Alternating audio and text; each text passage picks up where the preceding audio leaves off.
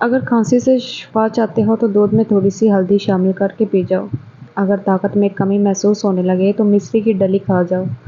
اگر خون کم بنتا ہو اور بلغم زیادہ ہو تو شلجم اور چنے کھا لیا کرو۔ پوری زندگی توانا، طاقتور اور خوشحال رہنا ہے تو یہ کام ضرور کریں۔ روزانہ ایک دیسی لہسن ضرور کھائیں۔ ناشتے میں ابلے ہوئے انڈے کا استعمال لازمی کریں۔ ناشتے کے وقت ایک سیب کا استعمال کریں۔ گھی کی روٹی کی بجائے خشک روٹی استعمال کریں۔ دن میں 12 گلاس پانی ہر صورت پئیں۔ پلکیں لمبی کرنے کے لیے کیسٹر آئل روزانہ پلکوں پر رات کو سونے سے پہلے لگانا چاہیے۔ سفید مرغ گھر میں پالنے سے رزق میں اضافہ ہوتا ہے اور فرشتے آتے ہیں۔ گندم کے آٹے کی روٹی کھانے سے معدہ مضبوط ہو جاتا ہے، جبکہ سفید آٹے کی روٹی سے معدہ کمزور ہو جاتا ہے۔ آنکھوں پر مسکارا اور نقلی پلکوں کے استعمال سے آنکھوں کی بینائی کمزور اور آنکھوں میں مختلف قسم کے انفیکشن ہونے کا خطرہ ہوتا ہے۔ میک اپ کا زیادہ استعمال کرنے سے کینسر ہونے کا خطرہ ہوتا ہے۔ ہونٹوں پر زیادہ لپسٹک کے استعمال سے ہونٹوں کا قدرتی رنگ کالا پڑ جاتا ہے۔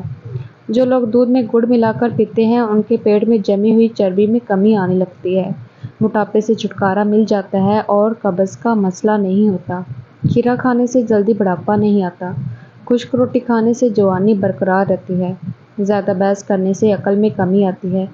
کیا آپ جانتے ہیں 90% لوگ دانت صاف کرنے اور ٹوتھ پیسٹ لگانے سے پہلے اپنے ٹوتھ برش کو گیلا کرتے ہیں؟ جو عورت یہ چاہتی ہے اس کی اولاد خوبصورت پیدا ہو، اس کو چاہیے حمل ٹھہرنے کے 3 مہینے بعد اسم مبارک یا مصوی روح کو سوتے وقت 369 مرتبہ پڑھنے کا معمول بنا لے۔ بچے کی پیدائش تک اسے پڑھتی رہے۔ انشاءاللہ جو بچہ یا بچی پیدا ہوگی وہ نہایت خوبصورت اور صحیح سلامت پیدا ہوگی۔ یاد رکھیں ماں کا دودھ بچے کے قدرتی کھانے سے بھی بڑھ کر ہے۔ وقت بڑی ظالم چیز ہے، یہ کلائیوں سے گھڑیاں اور چوڑیاں لے جاتا ہے اور چوریاں دے جاتا ہے۔ جو عورت بانجھ ہو 10 دن روزانہ 1000 بار سورۃ اخلاص کی تلاوت کرے۔ ہڈیوں پر گوشت چڑھانے کی مشین۔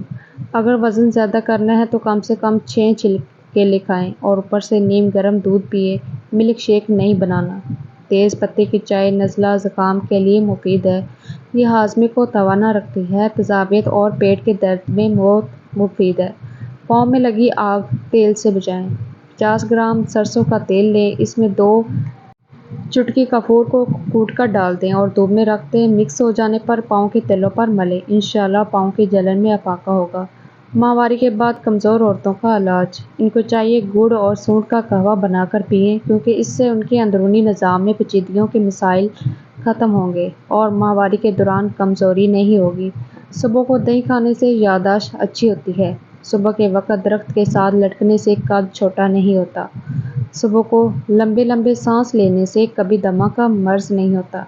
سرسوں کے تیل میں کیسٹر آئل ملا کر بالوں میں لگانے سے جڑیں مضبوط ہوتی ہیں اور بال جلدی لمبے ہو جاتے ہیں۔ کیا آپ کو معلوم ہے کہ ایک سموسہ یا رول کو ہضم ہونے کے لیے کم سے کم 2.5 کلومیٹر تک بھاگنا ضروری ہوتا ہے؟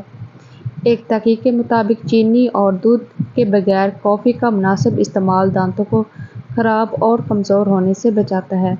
بلیک کافی دانتوں پر جراثیم اور تہہ نہیں جمنے دیتی۔ رات کو سونے سے قبل دودھ پینا بہت مفید ہے، اس سے نیند بھی بہتر آتی ہے اور اگر دودھ میں ہلدی ملا کر پیا جائے تو یہ بڑھتی ہوئی عمر کے اثرات کو کم کرنے میں مددگار ثابت ہوتی ہے۔